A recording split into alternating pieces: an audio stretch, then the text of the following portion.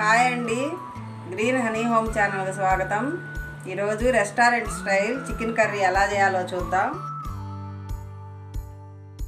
దానికి కావాల్సినవి 3/4 kilo chicken శుభ్రంగా కడిగి ఉప్పు పసుపు వేసి దానిలో వాటర్ అంతా పోయే వరకు ఉడికించుకున్నది, టమాటాలు 3 పేస్ట్ చేసుకున్నది, 2 ఉల్లిపాయలు పేస్ట్ చేసుకున్నది, అల్లం వెల్లుల్లి పచ్చి కొబ్బరి పేస్టు, దాల్చిన చెక్క లవంగాలు ధనియాలు దోరగా వేయించి పొడి చేసుకున్న పొడి 2 స్పూన్లు, కార్న్ఫ్లవర్ 2 స్పూన్లు. ఇప్పుడు ఎలా చేయాలో చూద్దాం.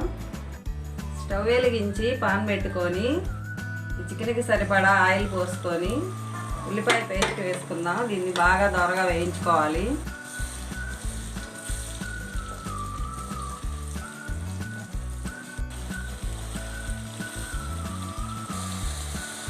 ఇది కొంచెం కలర్ వచ్చిందండి. ఇప్పుడు టమాటా పేస్ట్ వేసుకుందాం. ఇది కూడా పచ్చివాసన పోయే వరకు వేయించుకుందాం. ఈ టమాటా కూడా వేగిపోయిందండి. ఇప్పుడు అల్లం వెల్లుల్లి కొబ్బరి పేస్ట్ వేసుకుందాం.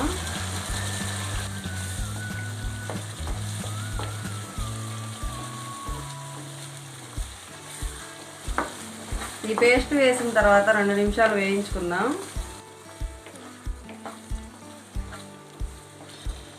ఇప్పుడు సరిపడినంత సాల్టు, ముక్కల్లో ముందు వేసుకున్నాం కదండి, ఇప్పుడు చూసి వేసుకుందాం.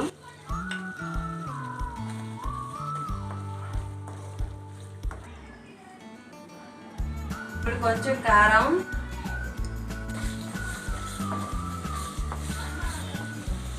ఇప్పుడు చికెన్ కూడా వేసుకుందాం.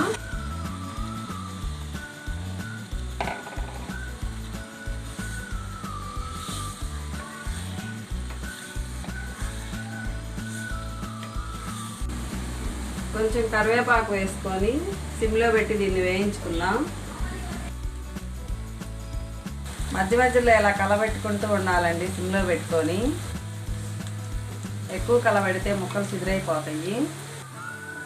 ఇది ఇంకొంచెం కలర్ రావాలండి, ఇంకొంచెం కలర్ వచ్చే వరకు వేయించుకుందాం. గంట పెట్టకుండా మధ్య మధ్యలో ఇలా ఎగరేద్దామండి. గంట పెడితే చిగురవుతాయి.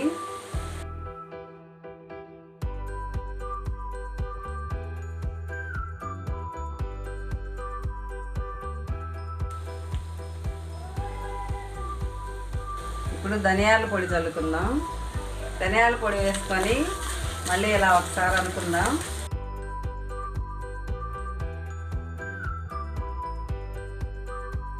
రెండు స్పూన్లు కార్న్ఫ్లోర్ తీసుకొని వాటర్ కలుపుకొని ఇలా కలుపుకోవాలి. టమాటా పేస్ట్ వేసుకున్న బౌల్లోనే కలిపానండి, అందుకని అలా ఉన్నాయి. ఇప్పుడు కొంచెం కలర్ వేసుకొని కలుపుకుందాం. కలర్ ఇష్టమైతేనే వేసుకోండి, ఇష్టం లేకపోతే వేసుకోవద్దు.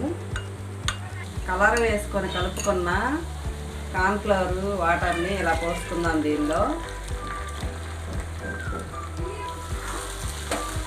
పోసుకొని నిదానంగా కలబెట్టుకుందాం.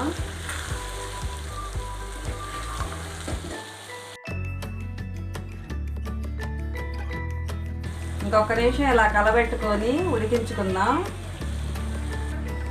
ఇప్పుడు కొత్తిమీర చల్లుకుందాం. ఇంకా స్టవ్ ఆఫ్ వేసుకుందామండి, అయిపోయింది.